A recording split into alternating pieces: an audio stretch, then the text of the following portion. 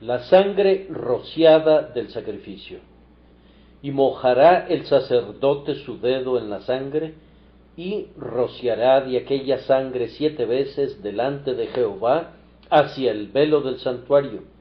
Y el sacerdote pondrá de esa sangre sobre los cuernos del altar del incienso aromático que está en el tabernáculo de reunión delante de Jehová, y echará el resto de la sangre del becerro al pie del altar del holocausto que está a la puerta del tabernáculo de reunión. Levítico 4, 6, 7. Hace muy poco tiempo prediqué sobre los tipos del sacrificio de nuestro Señor. El tema es amplio y de suma importancia. Comenzamos con la imposición de manos sobre la ofrenda y proseguimos al asunto extremadamente importante del sacrificio de la víctima. Ahora llegamos al tema del uso que se hacía de la sangre del sacrificio una vez que era inmolada la ofrenda. Pensando acerca de este tema, me parece oír una voz que me dice: quita tu calzado de tus pies, porque el lugar en que tú estás, tierra santa es. Este es el misterio central de nuestra religión, y es necesario que tengamos reverencia en nuestros corazones conforme nos aproximamos a él. La doctrina de la sustitución es el corazón de todo el asunto, y nuestros corazones necesitan ser levantados mientras hablamos de él. El propio Hijo de Dios, asumiendo la naturaleza humana, y en esa naturaleza desangrándose y muriendo en nuestro lugar y posición, es la revelación suprema, la maravilla de maravillas, la gloria del Dios glorioso. Muy bien podemos llenarnos de solemnidad y temor mientras meditamos en este tema. Oh, que el Espíritu de Dios esté con nosotros ahora, que su poder de derretir esté sobre esta vasta asamblea, que el predicador lo sienta, que los oyentes lo experimenten de tal manera que, unánimes, en espíritu y en verdad, lo miremos a él por el Espíritu eterno, ofrecido él mismo sin mancha a Dios. Los sacrificios bajo la ley eran variados de conformidad a los pensamientos predominantes en las mentes de las personas que los ofrecían y su condición especial ante Dios. Un holocausto, un sacrificio de paz o un sacrificio por el pecado podían ser traídos de conformidad a lo que los hombres querían ofrecer al Señor para tener comunión con Él o para confesar a Él sus pecados. Había un sacrificio especialmente destinado para el sacerdote ungido, otro para toda la congregación, otro para un rey y todavía otro más para alguien del pueblo. En verdad, todos los tipos de sacrificios apuntaban al único grandioso sacrificio, pero a la vez indicaban varias marcas y características del indiviso Cordero de Dios. Las víctimas iban desde un becerro, pasando por un cordero, hasta llegar a 2 tórtolas o 2 palominos. Tenemos perspectivas diferentes del sacrificio de Cristo según nuestra capacidad de verlo. Y, sin embargo, todas estas perspectivas pueden estar muy conformes con la verdad, pues la expiación tiene muchas facetas y opera en muchas direcciones. Los tipos que encontramos en el libro de Levítico representan las diferentes perspectivas que las mentes de los creyentes tenían de nuestro Señor Jesucristo. Todos ellos manifestaban a un Cristo único, pero cada uno desde una diferente perspectiva. La misericordia es que el sacrificio de nuestro Señor Jesús es apropiado para ti e igualmente apropiado para mí y para todos los que vienen a Él por fe, el rico, el pobre, el valiente, el tímido, el amigable y el inmoral, todos encuentran en Jesús aquello que se ajusta al caso individual. Tú puedes ser una persona de mente grandiosa y de pensamiento profundo, pero tú encontrarás en Jesús todo lo que tu elevada inteligencia pueda desear. Yo podré ser una persona de poca educación y de estrechos poderes de pensamiento, pero yo encontraré que el Señor Jesús se adapta a mi capacidad limitada. Los rabinos dicen que el maná era placentero al gusto de cada persona, y de la misma forma el Cristo de Dios es el Cristo de cada persona, de tal forma que ningún hombre que venga a Él estará decepcionado, sino que cada uno verá su necesidad provista.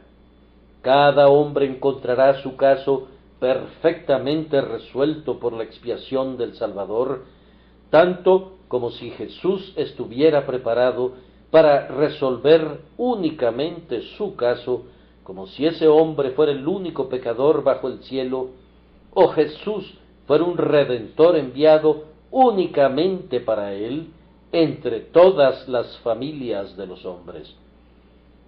Oh, la profundidad de la sabiduría y de la gracia de Dios en la persona y la obra de nuestro Señor Jesucristo. Noten especialmente, con gran interés, que había sacrificios provistos para pecados por ignorancia, pecados por yerro bajo la ley.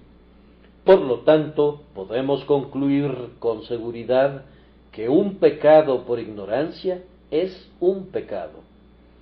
No hay esa intensidad de mal en un pecado por ignorancia como la que se ve en una transgresión deliberada y premeditada, pero aún así hay pecado en él, pues ninguna ley puede tolerar que la ignorancia sea una excusa para la ofensa, puesto que el sujeto tiene el deber de conocer la ley.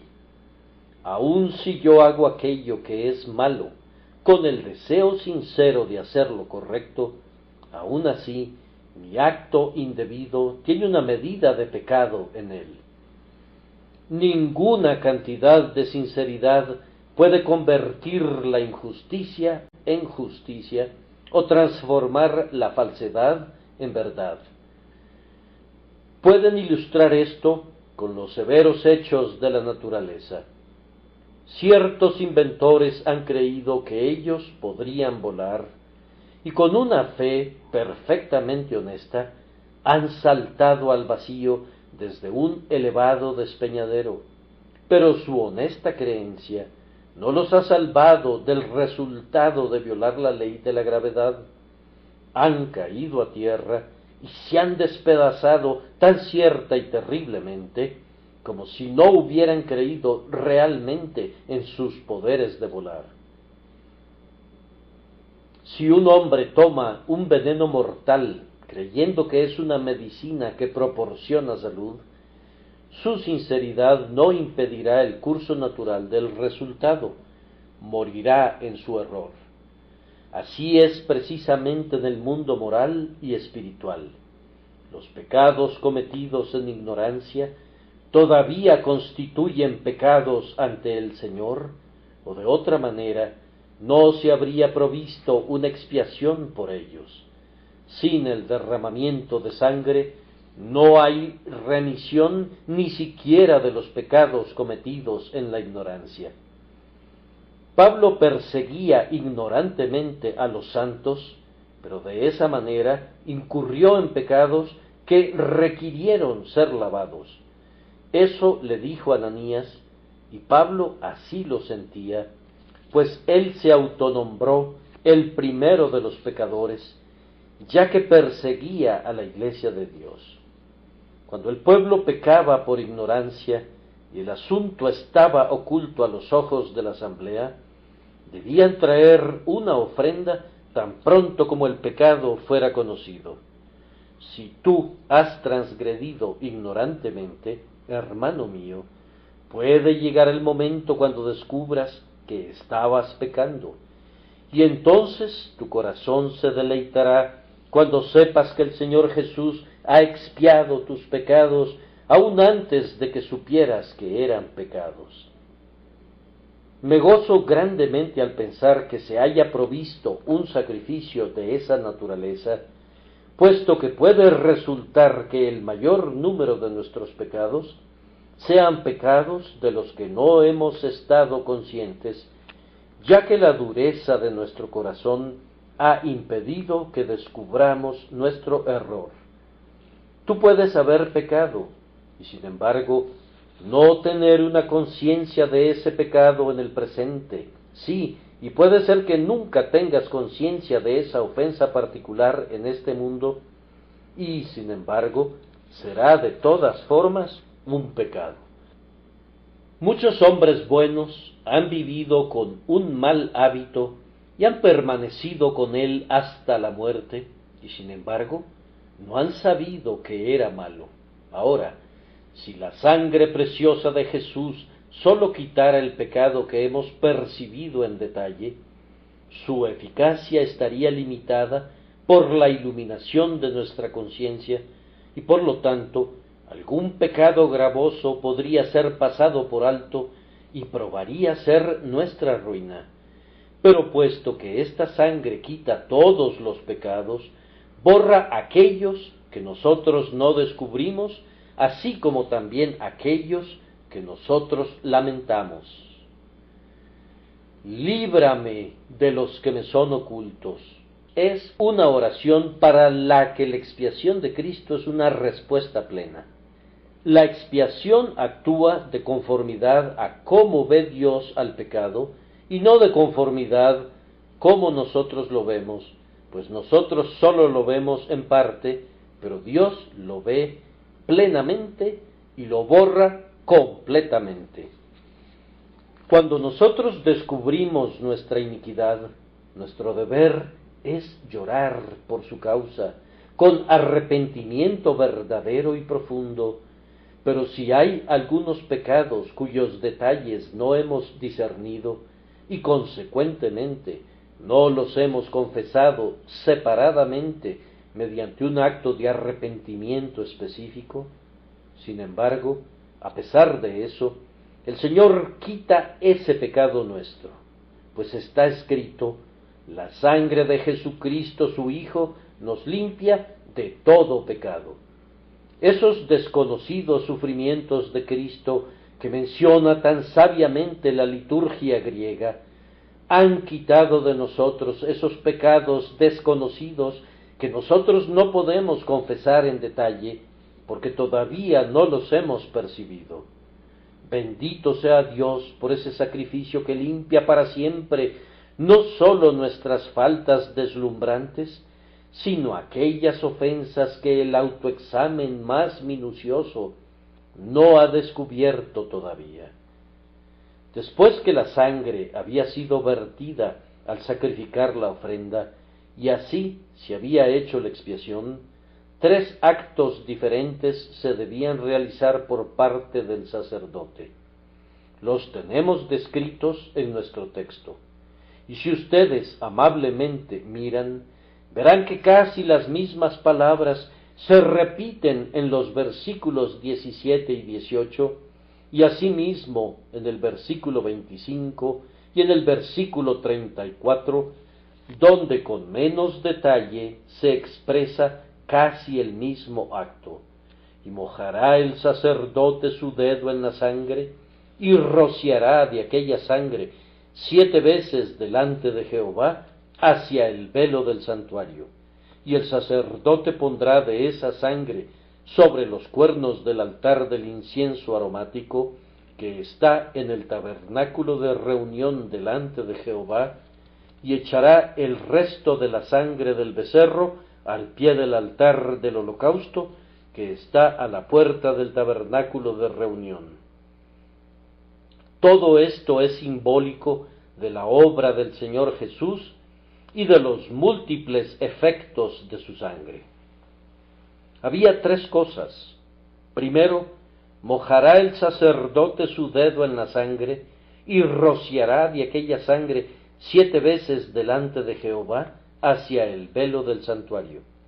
Esto representa el sacrificio de expiación en su referencia a Dios. A continuación, el sacerdote pondrá de esa sangre sobre los cuernos del altar del incienso aromático que está en el tabernáculo de reunión delante de Jehová. Esto expresa la influencia de la sangre sobre el ofrecimiento de oración de intercesión. En tercer lugar, leemos: y echará el resto de la sangre del becerro al pie del altar del holocausto. Esto expresa la influencia de la sangre de Cristo en todo nuestro servicio para el Señor. Oh, que tengamos el poder del Espíritu con nosotros para mostrar las cosas de Cristo. Comenzamos con el sacrificio de Cristo en su relación con el Señor Dios de Israel. En el tipo que tenemos ante nosotros, el asunto prominente ante Dios es la sangre de la expiación. No se hace ninguna mención de la ofrenda vegetal, ni de la libación, y ni siquiera del incienso aromático sobre el altar de oro. El único objeto conspicuo es la sangre. Esta era rociada delante del Señor hacia el velo del lugar santísimo. Estoy muy consciente de que algunas personas exclaman: el predicador está hablando continuamente de sangre, y esta mañana, desde el primer himno hasta el último, él nos ha puesto frente a nosotros alusiones constantes a la sangre. Estamos horrorizados de eso. Yo deseo que se horroricen, pues ciertamente el pecado es una cosa ante la que debemos temblar, y la muerte de Jesús no es un asunto que debamos tratar con ligereza. La intención de Dios era despertar en el hombre un gran sentimiento de disgusto por el pecado, haciéndole ver que sólo podía ser quitado mediante el sufrimiento y la muerte. En el tabernáculo en el desierto, casi todo fue santificado mediante la sangre. Las gotas púrpuras cayeron sobre el libro y sobre todo el pueblo. La sangre debía verse por todos lados. Tan pronto entrabas al atrio exterior, podías ver el gran altar de bronce, y al pie del altar se derramaban continuamente vasijas conteniendo sangre. Cuando traspasabas el primer velo y entrabas al lugar santo, si podías ver algún sacerdote, lo hubieras visto todo salpicado de sangre. Sus vestiduras blancas como la nieve mostraban muy vívidamente las manchas carmesí ante los ojos. Si veías a tu alrededor, mirabas los cuernos del altar de oro del incienso manchados con sangre, y el hermoso velo que cubría el santuario interior estaba orlado con la sangre que rociaban. El santo tabernáculo no era en lo absoluto un lugar para los sentimentales. Sus enseñanzas emblemáticas tenían que ver con realidades terribles, de una manera tremendamente impresionante. Su ritual no tenía la intención de gratificar al gusto, sino de impresionar la mente. No era un lugar para caballeros refinados, sino para pecadores quebrantados. Por todos lados, el ojo ignorante podía ver cosas desagradables, pero la conciencia abrumada podía leer lecciones de paz y de perdón. Oh, que algunas de estas palabras mías pudieran motivar a quienes toman con ligereza el pecado a ser conmovidos ante esa cosa abominable. Yo quisiera que se llenaran de horror ante esa cosa detestable que no puede ser quitada con nada, excepto por aquello que está infinitamente más calculado para horrorizar a la mente educada que los ríos de sangre de los becerros y de los machos cabríos. Quiero decir, el sacrificio del propio Hijo de Dios, cuya alma fue hecha una ofrenda por el pecado. La sangre del sacrificio era rociada 7 veces hacia el velo del santuario, significando esto: primero, que la expiación hecha por la sangre de Jesús es perfecta en su referencia a Dios. A través de todas las Escrituras, como ustedes saben bien, 7 es el número de perfección, y en este lugar no hay duda de que se usa con esa intención. 7 veces es lo mismo que de una vez por todas. Contiene el mismo significado que cuando leemos, porque también Cristo padeció una sola vez por los pecados, y también somos santificados mediante la ofrenda del cuerpo de Jesucristo, hecha una vez para siempre. Es un acto completo. En este texto entendemos que el Señor Jesús ofreció a la justicia de Dios una expiación absolutamente completa y satisfactoria por su sufrimiento vicario y su muerte por los hombres culpables. No hay necesidad de ninguna otra ofrenda por el pecado. Consumado es. Él solo ha purgado nuestros pecados. En tiempos antiguos, antes de la venida de nuestro Señor, el velo colgaba oscuramente entre el lugar de la presencia gloriosa de Dios y su pueblo que se acercaba a Él para adorarlo.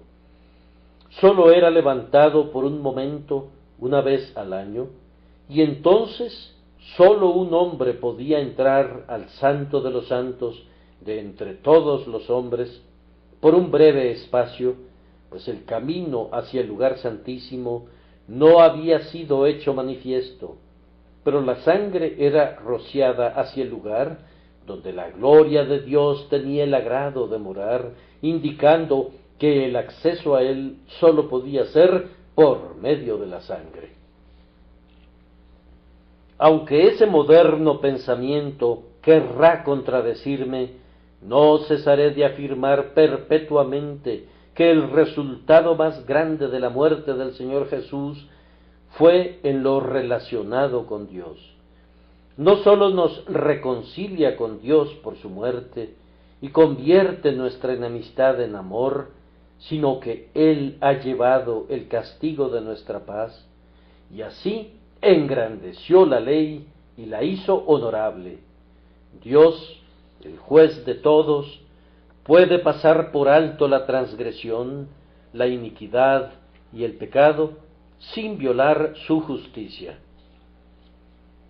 La sangre de la ofrenda por el pecado era rociada delante del Señor porque el pecado estaba delante del Señor.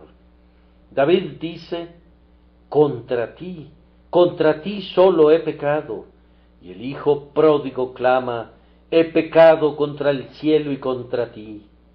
El sacrificio de Cristo es así principalmente una propiciación ante Dios. Tan plenamente es una vindicación de la justicia divina, que esta perspectiva de la expiación es suficiente para cualquier hombre, aunque no obtenga ninguna otra. Pero que tenga mucho cuidado de no confiar en una fe que no mire a la gran propiciación. Esta es la perspectiva que salva al alma, la idea que pacifica a la conciencia y gana al corazón. Nosotros creemos en Jesús como la propiciación por el pecado. Las luces que se derraman desde la cruz son muy variadas, pero así como los rayos de todos colores se encuentran en la blanca luz del día, así todas las múltiples enseñanzas del Calvario se encuentran en el hecho de que Jesús sufrió por el pecado, el justo por los injustos.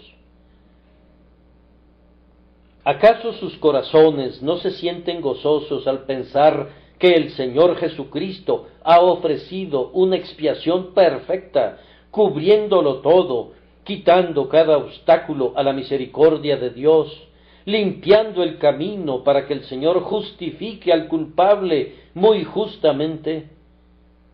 Ningún hombre necesita traer nada más, ni ninguna cosa propia con la cual apaciguar la ira de Dios, pero puede venir tal como es, culpable y manchado, y utilizar como argumento esta preciosa sangre que ha llevado a cabo una expiación eficaz por él. Oh alma mía, acepta esta doctrina, siente las dulces experiencias que fluyen de ella, y ponte ahora en la presencia de Dios sin temor, pues 7 veces ha hablado la sangre a favor tuyo ante Dios. Observen a continuación que no solamente es en sí misma perfecta la expiación, pero que la presentación de esa expiación es perfecta también. Rociar la sangre 7 veces era un tipo de Cristo como sacerdote, presentándose al Padre como un sacrificio por el pecado. Esto se ha llevado a cabo plenamente. Jesús ha llevado a cabo la propiciación en el santuario y se presentó ante la presencia de Dios a favor nuestro.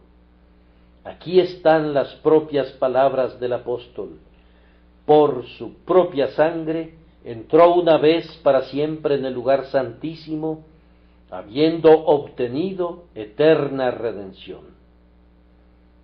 No es nuestra presentación de la sangre, sino la presentación que hace Cristo de la sangre lo que ha efectuado la expiación, como tampoco consiste en que nosotros veamos la sangre, sino que Jehová vea la sangre, lo que nos permite escapar, como fue escrito concerniente a la Pascua, y veré la sangre y pasaré de vosotros. Jesús, en este momento, coloca su expiación ante la vista de un Dios justo, y por tanto es el juez de toda la tierra, capaz de mirar al culpable con ojos de misericordia. Quedémonos perfectamente satisfechos de que todo lo que requerimos para acercarnos a Dios ha sido hecho a favor nuestro, y ahora podemos acercarnos libremente al trono de la gracia celestial. Ya no estamos más lejos de Dios, sino que ahora, acercados por la preciosa sangre, aceptados en el bien amado, permanecemos cerca de su corazón. Ahora pasamos a unos cuantos pensamientos acerca de nosotros en relación a este tipo. Esta rociada de la sangre llevada a cabo 7 veces delante del velo significaba que el camino de nuestro acceso a Dios es sólo en virtud de la sangre preciosa de Cristo. ¿Has sentido alguna vez un velo colgando entre tú y Dios? En verdad no hay ninguno, pues Jesús lo ha quitado por medio de su carne. En el día en que su bendito cuerpo fue ofrecido, el velo del templo se partió en 2, de arriba hacia abajo, mostrando que no hay nada ahora que separe al creyente de su Dios. Pero si todavía piensas que existe tal velo que separa, si sientes como si el Señor se hubiera escondido, si estás tan desanimado que temes que no te podrás acercar jamás al propiciatorio, entonces rocía la sangre delante del trono de la gracia, derrámala en ese velo que aparenta separarte de tu Dios. Deja que tu corazón vaya hacia Dios, aun si no puedes alcanzarlo, y deja que esta sangre vaya delante de ti, pues puedes estar seguro de que nada puede disolver los obstáculos, ni darte un acceso abierto a Dios, excepto la sangre de Jesucristo, el Hijo de Dios. Puedes estar seguro de que ya has venido a Dios si con valor, si tímidamente con un dedo tembloroso no haces sino rociar la sangre en la dirección que tu fe anhela seguir. Si tú mismo no puedes presentar la expiación de Cristo con la mano firme de fe intrépida, recuerda que la propia mano de Cristo ha presentado la propiciación mucho antes, y por tanto la obra no fracasará por causa de tu debilidad. Oh, que por una sencilla confianza en el Señor, tu Redentor, puedas hoy imitar el ejemplo del sacerdote bajo la ley, pues Jesús te hace sacerdote por el Evangelio. Puedes ahora mirar al Señor y utilizar como argumento esa sangre que prevalece en todo, que nos acerca a nosotros, que una vez estábamos lejos. Con frecuencia he admirado ese bendito precepto evangélico: mirad a mí y sed salvos todos los términos de la tierra, pues supongan que no puedo ver, sin embargo, si miro, tengo la promesa de ser salvo. Si hay bruma o una nube entre mí y la serpiente de bronce, sin embargo, si miro en esa dirección, seré sanado. Si no puedo discernir todas las glorias de mi Señor y Salvador, sin embargo, si miro con una mirada de confianza, Él me salva. Vuelvan, pues, sus ojos abiertos a medias, que sólo por un rincón admiten la luz, vuélvanlos, digo, hacia Dios y hacia Cristo, y sepan que por causa de la sangre que expía, ustedes son salvos. El camino bañado de sangre es el único que pueden andar los pies de un pecador si quiere venir a Dios. Es sencillo, claro y abierto. Vean, el sacerdote tenía el Evangelio en la punta de sus dedos. En cada movimiento de su mano lo predicaba, y el efecto de tal predicación permanecía en todos los sitios donde las gotas encontraban un lugar de descanso. Además, pienso que la sangre era rociada sobre el velo 7 veces para mostrar que una contemplación deliberada de la muerte de Cristo es grandemente para nuestro beneficio.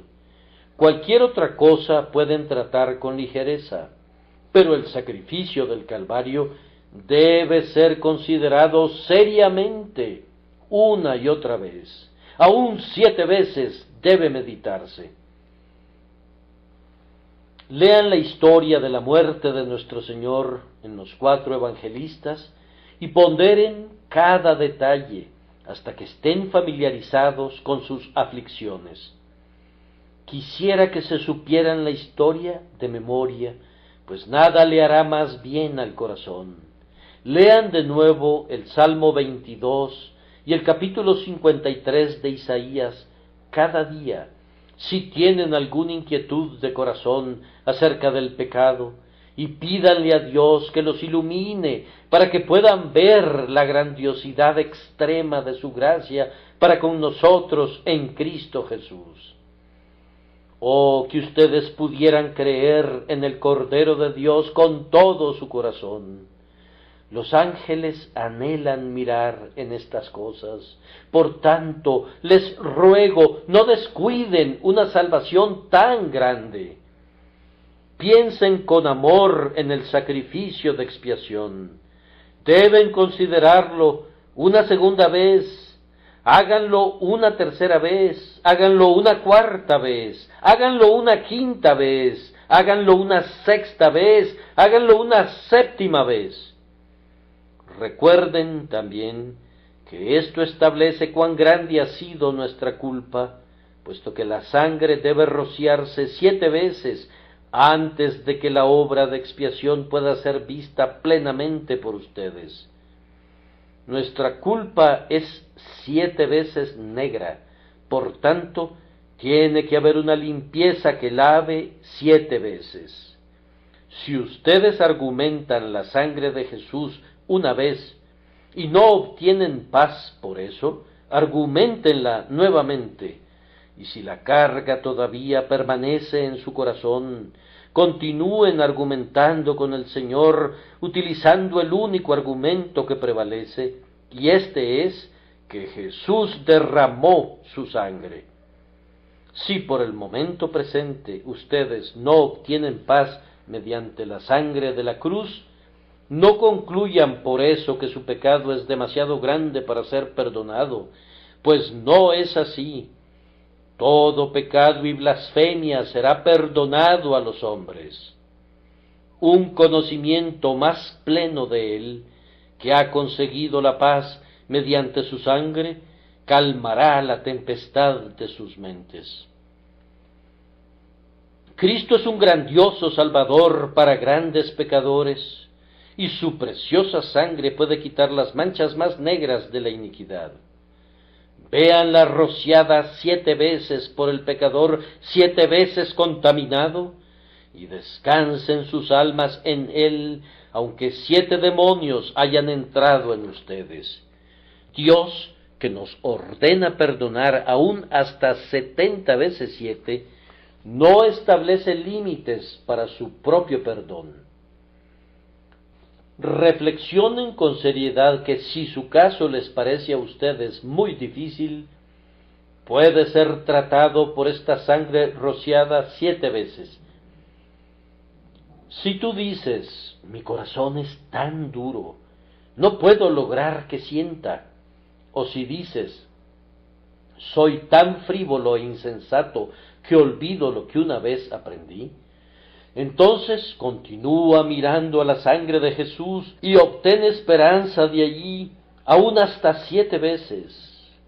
No se separen de eso, les pido. ¿Dónde más podrían ir? El deseo del diablo es apartarlos del pensamiento de Cristo, pero recuerden que los pensamientos sobre cualquier otra cosa les servirán de muy poco. Su esperanza está en pensar en Jesús, no en ustedes. Mastiquen y digieran un texto como este cada mañana, por lo cual puede también salvar perpetuamente a los que por él se acercan a Dios. Váyanse a la cama con este versículo en sus bocas: la sangre de Jesucristo, su Hijo, nos limpia de todo pecado. O este, al que a mí viene, no le echo fuera. Ese hombre de Dios tan querido, el señor Moody Stuart, nos dice en alguna parte que una vez habló con una mujer que tenía muchas angustias por sus pecados. Ella era una persona muy instruida y conocía la Biblia muy bien, así que este señor tenía problemas acerca de qué decirle, ya que ella estaba muy acostumbrada a la verdad salvadora. Finalmente le recordó con mucha fuerza aquel pasaje: palabra fiel y digna de ser recibida por todos, que Cristo Jesús vino al mundo para salvar a los pecadores. Y él observó que ella pareció encontrar un quieto alivio en un suave fluir de lágrimas. Él oró con ella, y cuando ella se puso de pie, parecía mucho más consolada. Viéndola al día siguiente, y mirando su rostro sonriente, y encontrándola llena de descanso en el Señor, le preguntó: ¿qué fue lo que causó tu liberación? Oh, respondió ella, fue el texto: Cristo Jesús vino al mundo para salvar a los pecadores. ¿Sabías eso antes?, le preguntó el señor Stuart. Sí, ella sabía las palabras desde antes, pero descubrió que en lo más profundo de su corazón ella había creído que Jesús vino para salvar a los santos y no a los pecadores. ¿Acaso muchas personas despiertas no permanecen en ese mismo error? Bien, quiero que tú, pobre corazón atribulado, sí, y también tú que tienes un espíritu lleno de gozo, que continúen con esta presentación repetida 7 veces del sacrificio de Cristo para Dios. Y aun si pende un velo entre tú y el Señor, te ruego que te mantengas rociando con sangre el velo, hasta que ante tus ojos de fe el velo se parta en dos, y tú estés en la presencia de tu Dios reconciliado, gozándote en Cristo Jesús. Nuestro siguiente encabezado es este: la sangre y su influencia en la oración. Y el sacerdote pondrá de esa sangre sobre los cuernos del altar del incienso aromático que está en el tabernáculo de reunión delante de Jehová. El sacerdote en este caso va desde el interior del lugar santo rumbo al atrio exterior, habiendo estado frente al velo del lugar santísimo, se regresa y encuentra a un costado el altar recubierto de oro del incienso con una cubierta de oro. Hacia allá se dirige con determinación y pone una porción de la sangre sobre cada uno de sus cuernos. Los cuernos significaban poder, y la explicación del símbolo es que no hay ningún poder en la oración de intercesión aparte de la sangre de la expiación. Recuerden primero que la intercesión de Cristo mismo está basada en su expiación. Él está intercediendo diariamente ante el trono de Dios, y su gran argumento es que Él se ofreció a sí mismo sin mancha ante Dios. Me parece a mí muy claro y bendito que nuestro Señor haga esta súplica principal ante el Padre a nuestro favor: he terminado la obra que me diste que hiciera. Él ha sufrido en lugar nuestro, y cada día argumenta estos sufrimientos por nosotros. Su sangre habla mejor que la de Abel. Él no busca ningún nuevo argumento, sino que siempre menciona este viejo argumento: su sangre derramada por muchos para remisión de los pecados. Con todo eso, Jehová quiso quebrantarlo, sujetándole a padecimiento, y ahora le agrada al Padre escucharlo. Las especias molidas de su pasión son un incienso de olor agradable y derivan una doble aceptación del altar untado de sangre sobre el que es presentado. Y ahora apliquen el tipo a ustedes. Ustedes y yo debemos ofrecer incienso sobre este altar de oro por nuestra intercesión diaria a favor de otros, pero nuestro argumento debe ser siempre la sangre de expiación de Jesús. Les ruego, queridos amigos, que utilicen este argumento mucho más de lo que acostumbran hacerlo en sus oraciones. Tenemos que clamar a Dios por los pecadores, y tenemos que clamar a Dios por los santos, pero el sacrificio de Jesús debe ser nuestra fortaleza en las peticiones. La intercesión es una de las tareas más excelentes en las que se puede involucrar un cristiano. Tiene en sí el honor tanto del sacerdocio como del trono. El altar del incienso tiene que estar continuamente echando humo ante el Señor Dios de Israel, no sólo en las reuniones públicas de oración, sino también en nuestras súplicas privadas. Continuamente debemos estar suplicando por nuestros hijos, por nuestros amigos, por nuestros vecinos, por aquellos que tienen esperanza y aquellos que parecen no tenerla. Pero el gran argumento debe ser siempre: por tu agonía y tu sudor sangriento, por tu cruz y pasión.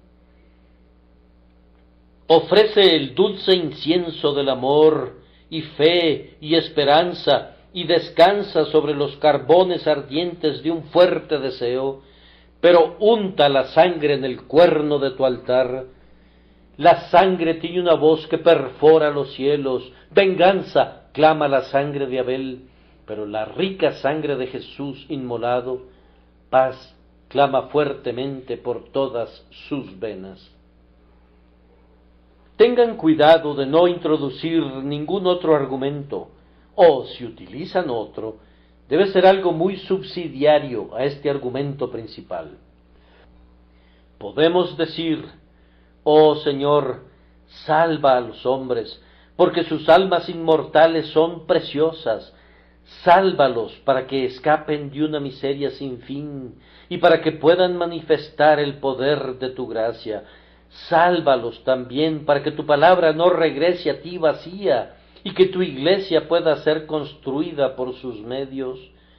Pero nunca debemos estar contentos con estos argumentos.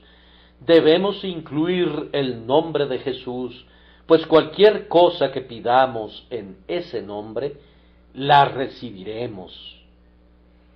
Aquel que una vez derramó su alma hasta la muerte y ahora intercede por los transgresores, se asegurará de que nuestras súplicas no sean rechazadas. En todas nuestras intercesiones debemos recordar al Calvario. El altar del incienso para nosotros debe ser rociado siempre en el cuerno de su fortaleza con la sangre. Y, muy amados hermanos, como este debe ser el argumento de nuestra intercesión, también debe ser nuestro impulso cuando intercedamos. Cuando oramos nos acercamos, por decirlo así, a este altar de oro y lo contemplamos. ¿Qué es lo que vemos? Manchas de sangre. Lo contemplamos una y otra vez y vemos manchas de color carmesí, mientras todos los 4 cuernos están teñidos de sangre. Mi Señor derramó su alma hasta la muerte por los hombres, ¿y acaso yo no voy a derramar mi alma en sinceridad viva cuando oro? ¿Puedes ahora doblar tu rodilla para suplicarle a Dios y sentir que tu corazón no argumenta la bondad de los hombres al ver que tu Señor ha entregado su vida para que ellos puedan ser salvos? Las frías plegarias y las súplicas apagadas desaparecerían si tan solo recordáramos cómo amó Jesús, cómo estando en agonía sudó gruesas gotas de sangre. Hermanos, tristemente somos dignos de censura por olvidar la oración de intercesión. No podría decirles cuánta bendición dejamos de recibir debido a que no oramos importunamente por los que nos rodean. Que el Señor nos despierte, que nunca permita que seamos indiferentes al uso precioso del propiciatorio. Cuando el ya fallecido doctor Bacchus se encontraba enfermo y cercano a su muerte, un cirujano lo visitó, y cuando ya se iba por la puerta, se le vio platicando con el sirviente. El buen teólogo anciano le solicitó a su ayudante que le dijera lo que le había dicho el cirujano. Después de una pausa le dijo: querido señor, me dijo que no lo abandonara ni un momento, pues usted no podría vivir más de media hora. Entonces, dijo el santo, ayúdame a levantarme de la cama, déjame ponerme de rodillas y pasar mi última media hora sobre la tierra, orando por la iglesia de Dios y por la salvación de los hombres. Cuán bendita manera de pasar la última media hora de una persona. Mejor diré, cuán bendita manera de pasar una media hora en cualquier momento. Pruébenlo hoy. No conozco ningún otro método de beneficiar a nuestros amigos que sea más constantemente abierto a todos nosotros que ese de la oración de intercesión. Y no puedo darles un argumento mejor del por qué deben usarlo que el Señor de ustedes ha rociado el altar de oro de la intercesión con su propia sangre. Donde Él derramó su sangre, ¿no derramarán ustedes sus lágrimas? Él ha dado su corazón sangrante por los hombres. ¿No darán ustedes sus labios para que intercedan?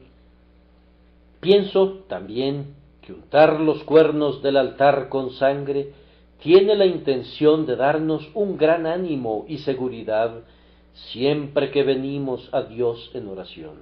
Nunca den por perdido a alguien, independientemente de cuán malo sea. Si ustedes conocen a algún hombre que se parece tanto al diablo como se parecen dos frijoles entre sí, todavía tengan esperanza por él, porque cuando ustedes vienen al altar de oro para ofrecer sus oraciones a su favor, ¿qué es lo que ven? Pues allí está la sangre de Cristo. ¿Qué pecado hay que esa sangre no pueda quitar? Oh, dirá alguno, ¿acaso Jesús murió por pecadores como este hombre? Y yo voy a perder mi esperanza por ese hombre, y por tanto voy a rehusar a orar por él. Este es un argumento lógico.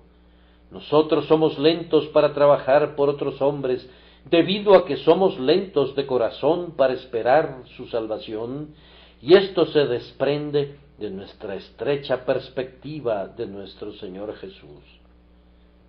Yo oro para que ustedes amplíen sus ideas acerca de la misericordia de Dios y del poder de Cristo para limpiar.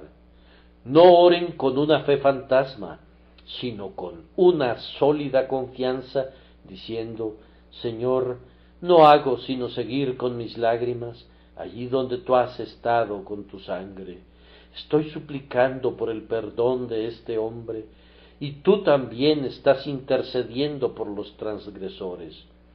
Estoy pidiendo por aquellos que tú has comprado con tu sangre, y por tanto tengo la confianza de que mi deseo está en consonancia con tu voluntad, y que seré escuchado en el cielo, el lugar donde tú habitas.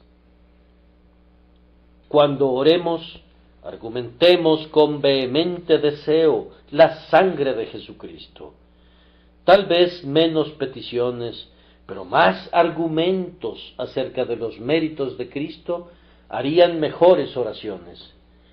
Si no nos extendiéramos tanto en lo que pedimos, pero si nos extendiéramos más en la razón por qué debemos obtenerlo, podríamos prevalecer con mayor facilidad. Yo sugiero que usemos menos clavos, pero que esos clavos sean clavados con el martillo manchado de sangre del Calvario y remachados con este argumento por Cristo Jesús. Que este tipo de oración sea usado por todos nosotros, tanto en privado como en público, y entonces debemos prevalecer y prevaleceremos.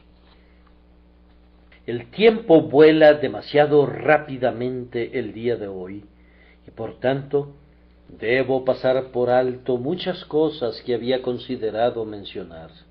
El último punto es la sangre en su influencia sobre todo nuestro servicio. Ustedes ven que hemos venido caminando desde el velo hacia afuera, pasando por el altar de oro, y ahora salimos del lugar santo hacia el atrio exterior, y allí, al aire libre, está el grandioso altar de bronce, el primer objeto que el israelita veía cuando entraba al recinto sagrado. Apenas traspasaba las puertas del tabernáculo, su ojo se posaba sobre el gran altar de bronce, sobre el cual se ofrecían los holocaustos y las ofrendas eran presentadas al Señor. Era al pie de este altar de bronce que se derramaban de manera continua las vasijas conteniendo sangre, de tal forma que el altar estaba enrojecido de ella, y el suelo alrededor del altar estaba remojado de líquido sanguíneo. Ese altar representa muchas grandes cosas, y entre ellas a nuestro Señor Jesús presentándose a sí mismo a Dios como un sacrificio aceptable. Siempre que piensen en nuestro Señor como una ofrenda de olor agradable a Dios, nunca separen de sus mentes ese hecho de que fue sacrificado por el pecado, pues todo el servicio de nuestro Señor está teñido por su muerte expiatoria. Es un gran error cuando estén tratando de explicar cualquiera de los sacrificios explicados en Levítico, quedarse enteramente en una sola perspectiva, pues hay una bendita unión de todos ellos en Cristo. Las ofrendas de un olor grato eran todas ellas, en cierto sentido, ofrendas por el pecado. Hay claras indicaciones de esto. Al mismo tiempo, la ofrenda por el pecado no era del todo una abominación, pero en parte era un olor agradable, pues la grosura, como lo hemos visto en la lectura de hoy, era presentada sobre el altar. Lo que Dios ha unido, no lo separe el hombre. Ustedes pueden mirar a su Señor desde varias perspectivas y pensar de manera separada en su vida y en su muerte, pero nunca estereotipen aún esa división, pues su muerte fue el clímax de su vida y su vida fue necesaria para su muerte.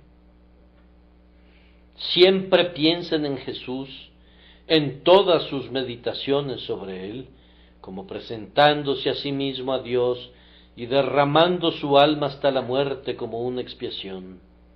Cuando veo ese gran altar de bronce, no olvido cómo nuestro Señor fue aceptado por Dios, pero cuando veo los ríos de sangre al pie del altar, se me recuerda el hecho de quien llevó él mismo nuestros pecados en su cuerpo sobre el madero. Viendo el tipo en referencia a nosotros mismos, aprendamos que siempre que vengamos a ofrecer cualquier sacrificio al Señor, debemos tener cuidado de presentarlo por el poder de la sangre preciosa de Cristo. La adoración de esta mañana, Dios conoce nuestros corazones, Él sabe cuántos lo han adorado realmente, y Él sabe, de entre todos los que adoran, cuántos le hemos presentado nuestro sacrificio pensando solo en el mérito de Jesús, como la razón por la cual debe ser recibido. Cuando se levantan después de estar de rodillas en la oración matutina, ¿han argumentado realmente la preciosa sangre? Sus peticiones no van a ser aceptables a Dios de ninguna otra manera.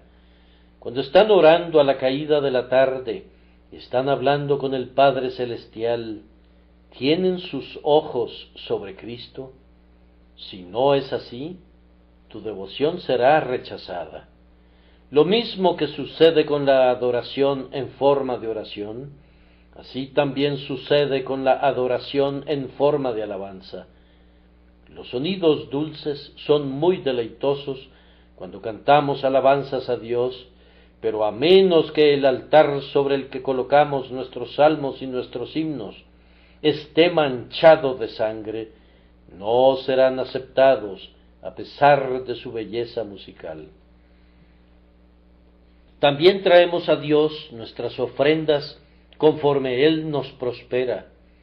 Confío que todos estamos preparados a darle a Él una porción de nuestras ganancias, pero presentamos esa porción sobre el altar que santifica al dador y a la porción, vemos sobre él la sangre de Cristo, y presentamos nuestro oro y nuestra plata mediante eso que es mucho más precioso. Si no es así, muy bien podemos retener nuestro dinero en nuestros bolsillos. Cuando vayan esta tarde a la escuela dominical, o salgan a las calles a predicar, o se pongan a distribuir folletos, van a presentar a Dios su santo trabajo a través de la sangre preciosa. Solo hay un altar sobre el cual Él aceptará sus servicios, y ese altar es la persona de su amado Hijo, y en este tema Jesús debe ser visto como derramando su sangre por nosotros. Nosotros debemos ver que la expiación está conectada con cada cosa santa. Yo creo que nuestros testimonios de Dios serán bendecidos por Dios en la proporción que mantengamos el sacrificio de Cristo siempre por delante. Alguien le preguntó a nuestro hermano, el señor Muri, a qué se debía que era tan exitoso, y se dice que él respondió: bien, si debo responder, yo creo que es debido a que nosotros predicamos sencilla y claramente la doctrina de la sustitución. Con ese comentario dio en el clavo. Esa es la doctrina salvadora. Mantengan eso siempre en su mente y preséntenla a la consideración de las mentes de aquellos que ustedes quieren beneficiar. Que el Señor vea que ustedes están pensando todo el tiempo en su amado Hijo. Y, amados, ¿no piensan ustedes que este derramamiento de la sangre al pie de este altar de bronce nos indica cuánto debemos traer allí? Si Jesús ha traído su vida allí y se entregó a sí mismo sobre él, ¿no debemos traer nosotros todo lo que somos y todo lo que tenemos y consagrar todo a Dios? ¿No debemos ofrecer un sacrificio magro y flaco, o uno que está medio muerto o quebrado o enfermo? Pero traigamos lo mejor en su mejor apogeo y presentémoslo alegremente ante el Altísimo por medio de la sangre preciosa. Alguien preguntó de un joven que se había unido a la iglesia recientemente: ¿acaso es él y E? Y otro le respondió: ¿qué quieres decir con eso?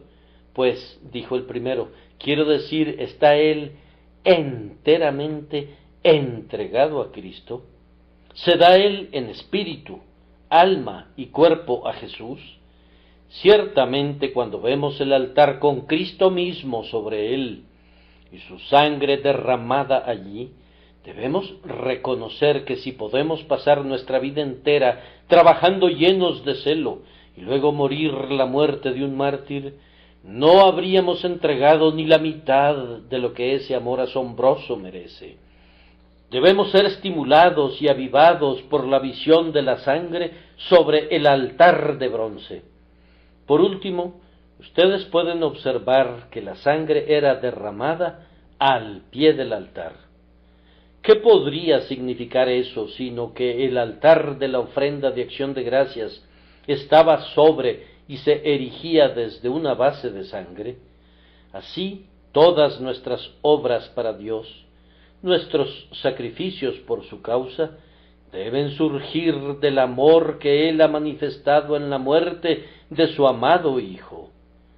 Nosotros lo amamos porque, ustedes saben el por qué, porque Él nos amó primero. ¿Y cómo sabemos que Él nos ama?